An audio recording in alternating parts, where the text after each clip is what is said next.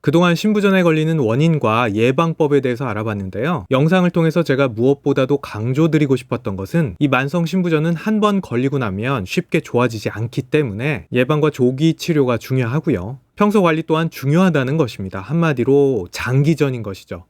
그리고 이 장기전에서 가장 중요한 것 중에 하나가 바로 식단과의 싸움입니다. 만성 신부전 환자는 식단 관리가 정말 중요하죠. 신장 기능이 떨어져 있어서 노폐물 제거와 전해질 균형이 제대로 이루어지지 않기 때문에 섭취하는 음식의 종류와 양을 조절해야 하는데요. 아마 그래서 나트륨 줄여라, 칼륨 줄여라, 인 줄여라 이런 말들을 많이 들어보셨을 겁니다. 그런데 이게 한두 가지도 아니고요. 그 많은 식단 주의사항을 매번 밥 먹을 때마다 다 기억해서 그대로 지키기도 참 어려운데요. 그래서 오늘은 여러분이 기억하기도 쉽고요. 실천하기는 더 쉬운 밥상 위에서 지켜야 할 4가지 수칙에 대해서 말씀드리려 합니다. 나트륨 줄이기, 칼륨 줄이기 이런 어려운 규칙 말고요. 오늘 말씀드리는 4가지 식단 방법만 기억하고 지켜주신다면요.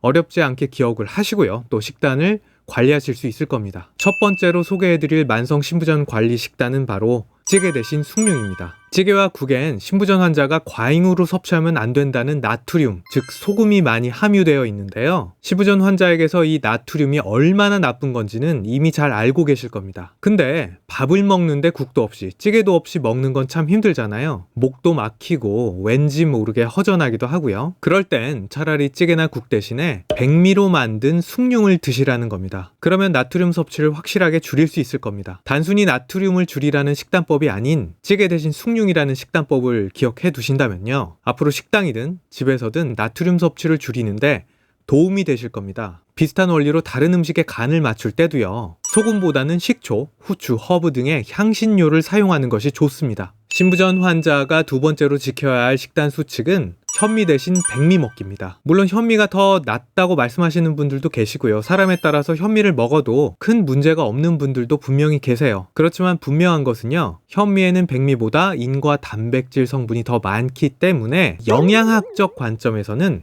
백미를 더 선호한다는 점을 말씀드릴 수 있습니다. 물론 이 음식이라는 것이 영양 성분만으로는 작용을 다 파악할 수가 없고요.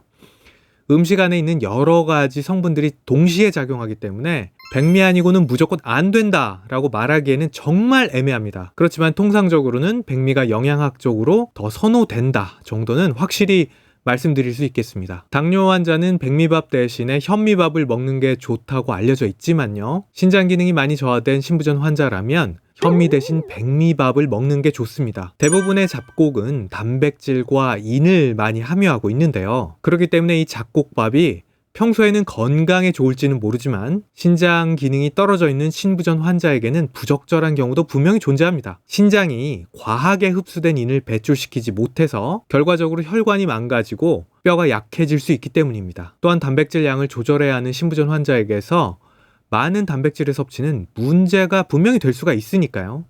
그리고 이 잡곡 외에도 우유 및 유제품, 견과류, 달걀 노른자에도 인이 많이 함유되어 있기 때문에 과하지 않게 적당량을 드시는 게 좋습니다. 세 번째로 말씀드릴 식단은 생채소 대신에 물에 담그거나 삶은 채소입니다. 생채소와 생과일을 아주 많이 먹는 경우에는 만성 신부전 환자에게서 문제가 될 수 있다는 말씀을 정말 많이 들어보셨을 겁니다. 신장 기능이 떨어진 신부전 환자가 생채소를 그대로 아주 많이 먹는 경우에는 칼륨이 과도하게 축적돼서 심장마비나 부정맥 등의 부작용이 생길 수 있다는 이런 말 들어보셨을 거예요. 따라서 생채소는 적당히 드시되 생각보다 많은 양을 드시게 된다면 칼륨이 빠져나갈 수 있게 되도록 물에 삶아 드시는 걸 추천드립니다. 사실 제가 이전 영상에서 칼륨을 줄이는 조리법에 대해서 길게 설명드린 적이 있는데요. 매번 그 조리법을 다 지키는 건 정말 쉽지 않을 거예요. 신부전은 장기전이기 때문에 그 방법을 매번 다 지키시려다가 오히려 지치실 수도 있습니다. 그래서 최적의 방법으로는요. 채소를 드실 때 잘게 토막을 내서 물에 데치거나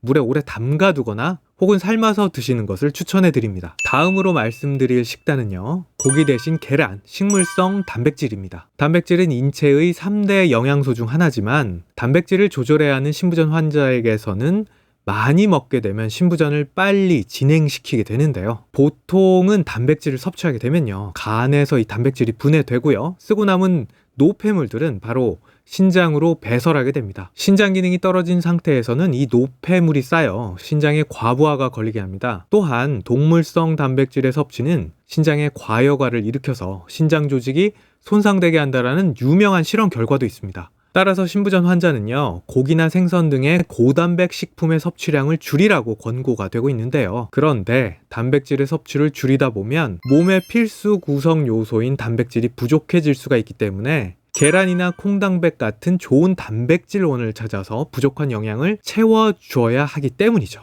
정리하자면 고기를 드실 땐 양을 탁구공 1개 크기 정도로 나눠서 드시되 되도록 계란과 같은 좋은 단백질원을 찾아 드시고요. 식물성 단백질의 경우 많은 연구에서 신부전 예방에 도움을 줄 수 있다고 알려져 있기 때문에 동물성보다는 식물성 단백질이 훨씬 좋은 선택이 될 겁니다. 마지막으로 소개해드릴 식단은요, 올리브유 더 먹고 돼지기름 덜 먹자입니다. 신부전 환자는 사실 상당수가 심혈관 질환에 걸린다고 알려져 있습니다. 신장병이 있다는 것 자체가 심장이 나빠지기 쉽다고 알려져 있는데요. 따라서 심혈관 질환의 발병 위험을 높이는 포화지방산 섭취를 줄여야겠죠. 포화지방산은 우리가 자주 먹는 고기에 많이 들어있죠. 이 고기 기름 대신에 올리브유와 같은 건강한 식물성 지방을 섭취해서 심혈관 질환을 예방하자는 겁니다. 제 생각에는 많은 질병 중에 이 신부전증의 식단법이 가장 어려운 것 같아요. 먹지 말라는 것도 너무 많고요. 평소 알려져 있던 건강식단법과 반대되는 식단법도 존재하기 때문인데요. 그래서 자주 헷갈리기도 하고요. 더 지키기도 어려우셨을 겁니다. 하지만 제가 오늘 말씀드렸던 찌개 대신 숭늉, 현미 대신 백미, 생채소 대신 삶거나 데친 채소, 고기 기름 대신 올리브 오일, 이 식단 수칙을 기억하시면서